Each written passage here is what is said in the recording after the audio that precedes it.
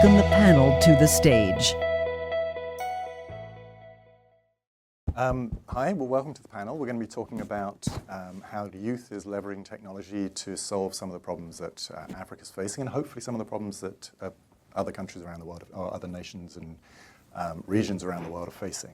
So I have a very distinguished panel. I'm not going to go into the details. You've got everything you need in the app. You can find out who everyone is, and we're going to jump straight into the conversation. Yolanda, what are you seeing that works in terms of developing talent and creating opportunities for entrepreneurial young Africans? Thank you for that. I think it's important to take note of the progress that has, that we've seen in Africa in terms of youth development, skills development. But also we need to face the reality that we are not reaching everyone in Africa. Africa is a big continent, and therefore we are seeing the trends where we are seeing there's quite a huge digital divide in terms of skill transfer, skills development. But I can safely say with initiatives like Milken Green Tech Prize, which I've just come out of the session from, there are initiatives that are supporting youth to help them to dream bigger, to help them to understand that there's more to their dreams than just dreaming in the small scale.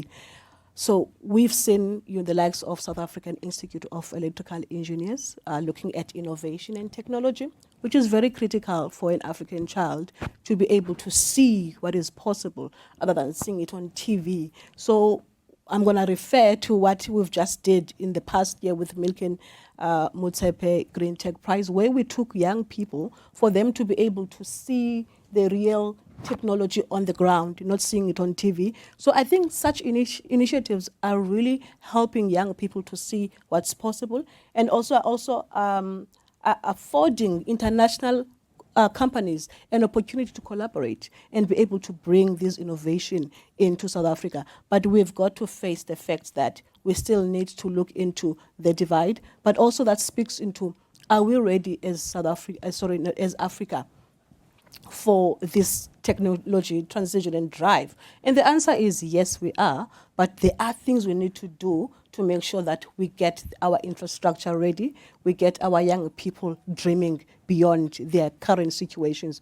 So what you've just mentioned, the VCs that are there to, lend out or rather reach out into African organizations that are startups, we need a lot of those. We need think tanks. We need research and development. That's critical, because if we are going to be saying we need technology for Africa, it has to speak to the African challenges. So research comes really critical to understand what solution are we bringing, but for who is it fitting for the purpose. So those are the things we are looking at, and we are seeing an improvement, but there's still a lot of work to be done as organizations like ourselves and Milken and Motsepe.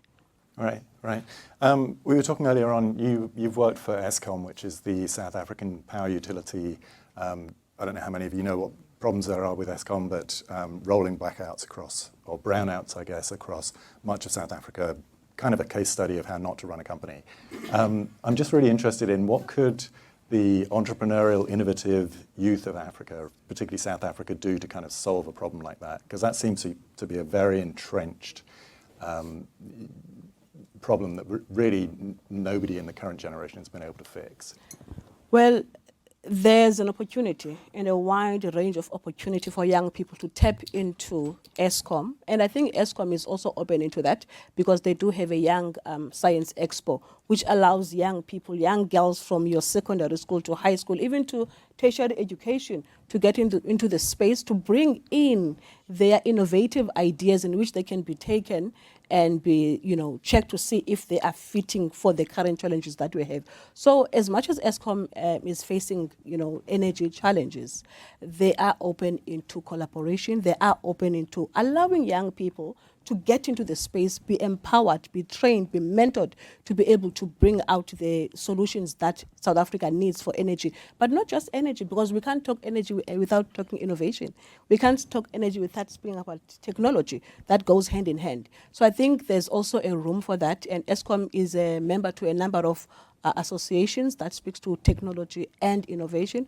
One of those is South African Institute of Electrical Engineers, looking at innovation and technology, and entrepreneurship, in which I am the chairperson. So there is that eagerness to collaborate and bring young people into the space to bring about the change that we need to see. But that needs to be structured, that needs to be monitored and looked into, and to bring the right young minds who have the right ideas and are eager to bring their solutions into reality. Absolutely, the thinking around leapfrogging with organizations that are in the renewable space. There's new technology.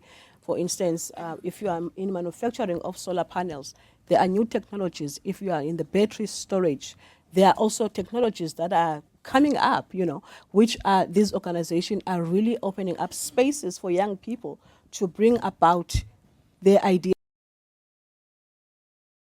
Universities,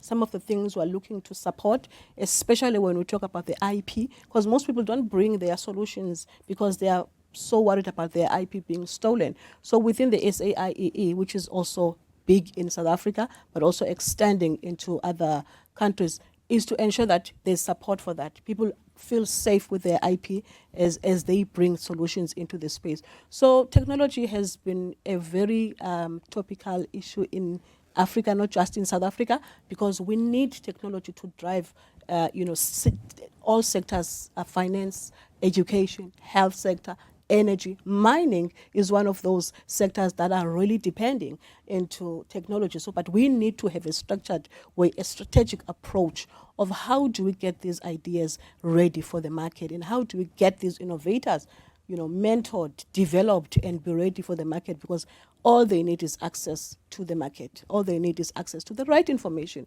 so that they can have the right decisions that they're making for their startups. Right. That's really interesting about IP, though. I mean, do you feel that that's a constraining force on innovation, the concern about IP theft? In a way, yes, and also maybe no. And I'm sure it differs country by country, but in some of the discussions that we've had with young people, the only thing they would bring up is our IP. We're going to give this to this organization or this investor, and then 2 years down the line, we lose the IP, we lose our hard-earned work. And like I said, one could differ from a different country, and it's something that we've been advocating. Rather give out the IP with the trust, other than keeping the solution that could save the continent or even the country. But again, it's a conversation that needs to happen to create safe space in these discussions that we're having with innovators and young people with great ideas.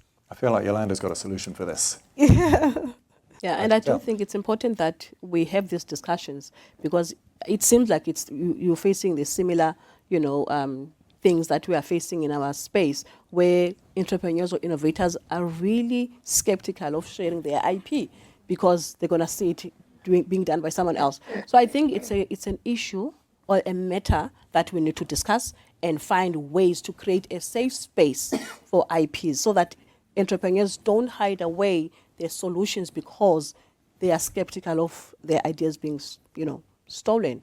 And to add into that, we start at the grassroots, because we can't start later after tertiary.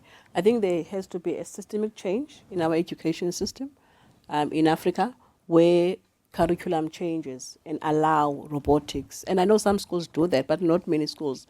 And most of students are attending public schools, which the infrastructure isn't there to allow for that, or to facilitate for that. So to get to where you are, referring to, we need to start at the grassroots. We need to ensure that young kids are started while they are young, to be introduced into the topics that we are talking about, so that their minds are opened up, and then they know how to select careers of choice as they grow up. So we can't just start at tertiary or just post-tertiary. It's good, but we have to, if we want to accelerate this transition, we need to start back at the grassroots and build up. I think that's what we need to do. I just want to kind of wrap this panel up and say, I came into it with an open mind, not quite sure where we were going to go with the conversation.